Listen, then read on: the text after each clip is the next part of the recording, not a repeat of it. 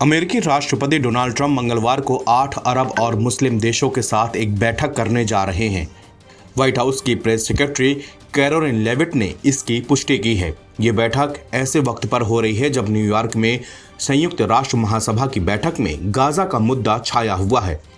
Levitt ने बताया कि बैठक में सऊदी अरब, कतर, इंडोनेशिया, तुर्की, पाकिस्तान, मिस्र, संयुक्त अरब अमीरात और जॉर्डन के नेता शामिल होंगे। पाकिस्तान की तरफ से प्रधानमंत्री शहबाज शरीफ इसमें हिस्सा लेने जाएंगे।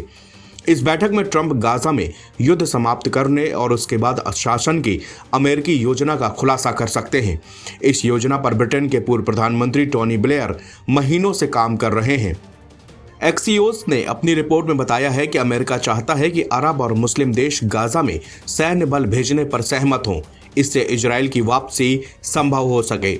इंडोनेशिया के राष्ट्रपति प्रबोवो सुबियांतो ने सोमवार को कहा कि उनका देश गाजा में शांति सेना के लिए सैनिक भेजने को तैयार है। ये बैठक 29 सितंबर को व्हाइट हाउस में ट्रंप और इजरायली प्रधानमंत्री बेंजामिन नेतन्याहू की तय मुलाकात से कई दिन पहले हो रही है। इसी बीच इजराइल ने गाजा पट्टी पर कब्जे के लिए अभियान छेड़ रखा है। इजरायली सेना आईडीएफ 3 बख्तरबंद और पैदल सेना डिवीजनों के साथ आगे बढ़ रही है। माना जा रहा है कि इस बैठक में ट्रंप युद्ध समाप्त करने के लिए अब तक का सबसे ठोस प्रस्ताव रख सकते हैं। एक अमेरिकी अधिकारी ने एक्सियोस को बताया कि मंगलवार की बैठक काफी महत्वपूर्ण हो सकती है। हमें युद्ध समाप्त करने की रूपरेखा का अच्छा अंदाजा है। हम वो प्रस्तुत करना चाहते हैं जो हमें लगता है कि आगे बढ़ने का एकमात्र व्यवहार रास्ता है। हम इसे सफल बनाने के लिए क्षेत्रीय समर्थन और सहमति चाहते हैं। एक अरब अधिकारी के हवाले से रिपोर्ट में बताया गया कि हमारी समझ है कि ट्रंप युद्ध समाप्त करने फिर उसे आगे बढ़ाने की अमेरिकी योजना पर हमारी प्रतिक्रिया और समर्थन प्राप्त करना चाहते हैं। इसी बीच अरब और अमेरिकी अधिकारियों ने जोर देकर कहा कि ये एक अमेरिकी योजना होगी, न कि ट्रंप प्रशासन की तरफ से पेश की जाने वाली एक इजरायली योजना। इजरायली अधिकारियों ने कहा है कि प्रधानमंत्री नेतन्याहू को योजना के रूपरेखा के बारे में जानकारी है, लेकिन कुछ ऐसे पहलू होंगे जो इजरायल सरकार को पसंद नहीं आएंगे। ये गाजा में फिलिस्तीन प्राधिकरण के भविष्य में भागीदारी के संबंध पर खास तौर पर हो सकता है। इजरायली अधिकारी ने एक्सियोस से कहा कि हमें कड़वी गोलियां खानी पड़ेंगी।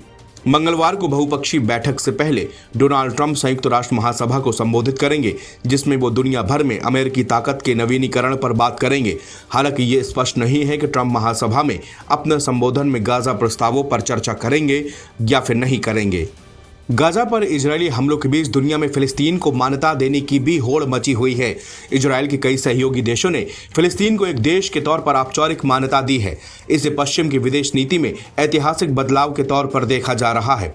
इसका नेतृत्व उस देश यानी कि ब्रिटेन ने किया है जिसने कभी इजरायल के निर्माण और फिलिस्तीनियों के विस्थापन में सबसे बड़ी भूमिका अदा की थी। इसके बाद कनाडा, ऑस्ट्रेलिया और पुर्तगाल ने रविवार को फिलिस्तीनी राज्य को मान्यता देने का बयान जारी किया है। बेल्जियम, फ्रांस, लग्जमबर्ग, माल्टा, न्यूजीलैंड और लिechtenstein सोमवार को एक विशेष संयुक्त राष्ट्र सम्मेलन में फिलिस्तीन को मान्यता देने की घोषणा की है। फिलिस्तीन एक ऐसा राज्य है जो अस्तित्व में भी है और अस्तित्वहीन भी। दुनिया के नक्शे पर फिलिस्तीन नाम का कोई देश ही नहीं है। इसके बावजूद इसे व्यापक अंतर्राष्ट्रीय मान्यता प्राप्त है। इसके विदेश में राजनयिक मिशन है। यह ओलंपिक सहित वैश्विक खेल आयोजनों में अपनी टीमें भी उतारता है, लेकिन इसकी कोई भी स्वीकार्य सीमाएं नहीं है, कोई राजधानी भी नहीं है और न ही कोई सेना है।